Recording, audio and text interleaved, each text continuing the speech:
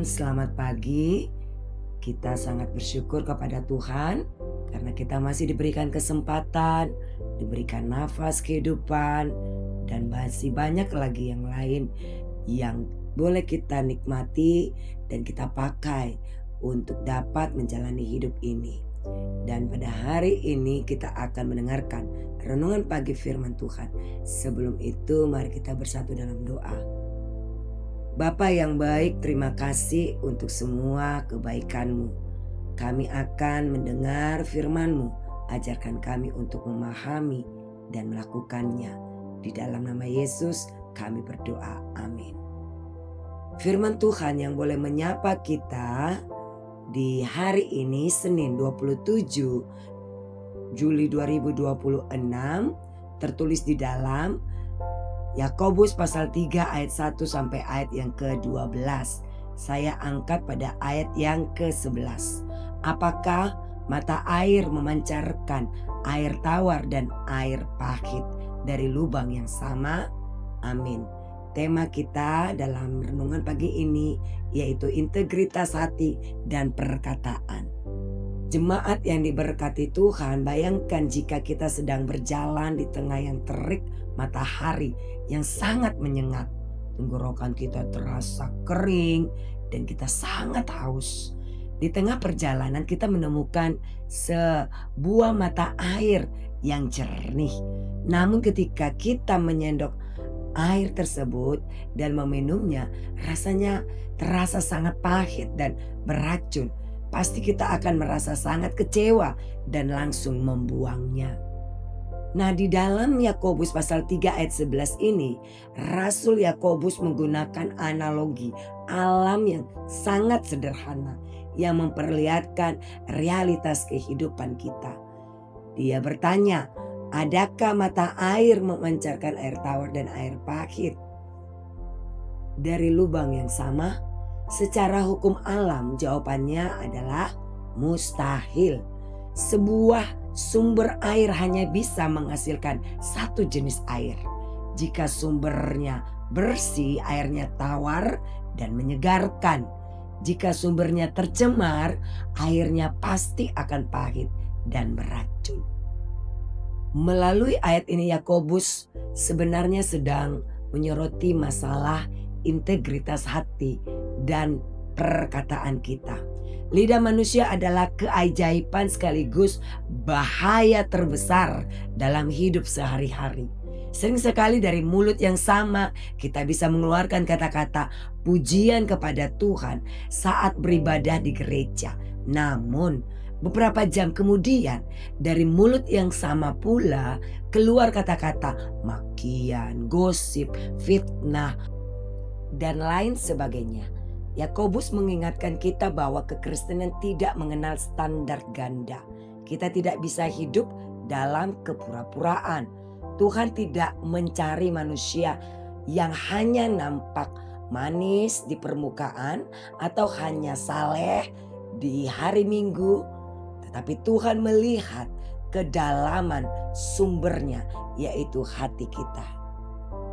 Jika hati kita dipenuhi oleh kepahitan, iri hati, kemarahan, dan kesombongan, maka sekeras apapun kita mencoba merangkaikan kata-kata rohani, cepat atau lambat, perkataan yang pahit dan merusak akan tetap keluar.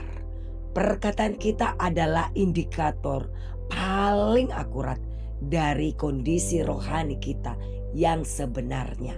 Air yang keluar dari mulut menunjukkan warna asli dari isi hati kita. Lalu bagaimana kita bisa memastikan bahwa mata air hidup kita selalu memancarkan air yang tawar, yang menyegarkan dan memberkati orang lain? Yang perlu kita perhatikan yaitu satu, menjaga sumbernya, yaitu hati kita. Kita harus terus-menerus mengizinkan firman Tuhan membersihkan hati kita. Singkirkan dendam, kebencian, dan egoisme sebelum hal-hal itu meracuni perkataan kita. 2. Berpikir sebelum berbicara. Sebelum sebuah kata keluar dari bibir, tanyakan pada diri sendiri, apakah kata ini membangun atau apakah kata-kata kita itu jujur, atau kata-kata ini didasari oleh kasih. 3. Andalkan Roh Kudus. Menjinakkan lidah adalah hal yang mustahil dilakukan oleh kekuatan manusia sendiri. Kita membutuhkan Roh Kudus setiap hari untuk mengontrol ucapan kita. Jemaat yang diberkati Tuhan, dari Yakobus pasal 3 ayat 11 ini adalah panggilan untuk hidup dalam konsistensi iman. Mari kita berkomitmen agar setiap tutur kata kita, baik itu di rumah, di tempat kerja, di sekolah, maupun di media sosial, menjadi air tawar yang membawa kesembuhan, kedamaian, dan kekuatan bagi orang-orang di sekitar kita. Amin. Mari kita bersatu dalam doa. Terima kasih Tuhan untuk renungan firman Tuhan pada hari ini yang menegur kami untuk boleh menyadari bahwa sering sekali kami masih memancarkan air yang pahit melalui perkataan kami yang menyakitkan hati sesama kami. Sucikan hati kami ya Tuhan, biarlah menjadi sumber dari segala ucapan kami. Penuhi hati kami dengan kasih-Mu, agar setiap kata yang keluar dari mulut kami senantiasa menjadi berkat bagi semua orang. Kami juga mau berdoa untuk kehidupan kami pada satu hari ini. Berkati kami, segala aktivitas, pekerjaan, kegiatan akan kami lakukan Tuhan. Berikan kami kesehatan, hikmat dan kasih-Mu yang menyertai, yang menuntun kami, sehingga hidup kami boleh berkenan di hadapan-Mu. Kami serahkan anak-anak kami dalam situasi dan kondisi apapun mereka, yang jauh ataupun yang dekat dengan kami. Kami tetap menyerahkan mereka kepadamu. Tutup bungkus dengan kemuliaan dan kasih-Mu.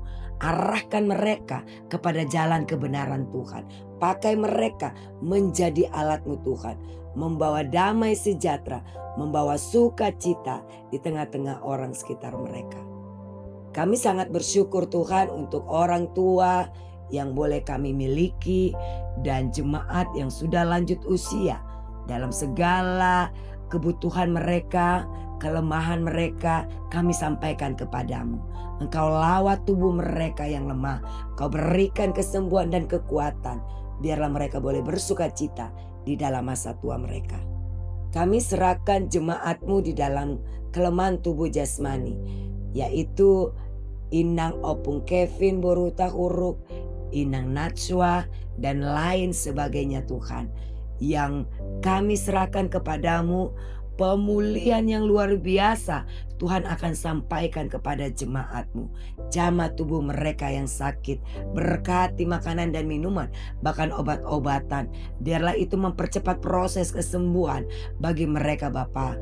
Dan biarlah mereka melihat mujizat yang Tuhan sering dan terus melakukannya itu kepada mereka. Berikan mereka Tuhan kekuatan dan kesabaran di dalam menanti jawaban doa mereka. Kami sangat bersyukur untuk ulang tahun kelahiran jemaat-Mu, yaitu Johannes Maruli Marbun yang genap usianya 48 tahun. Kau berkati Tuhan, biarlah semakin bertambah berkat, kesehatan, dan biarlah hidup sukses di tengah-tengah pekerjaan dan juga keluarganya. Mari Tuhan, Engkau menuntunnya. Terima kasih Bapa, di dalam nama Yesus kami berdoa. Amin.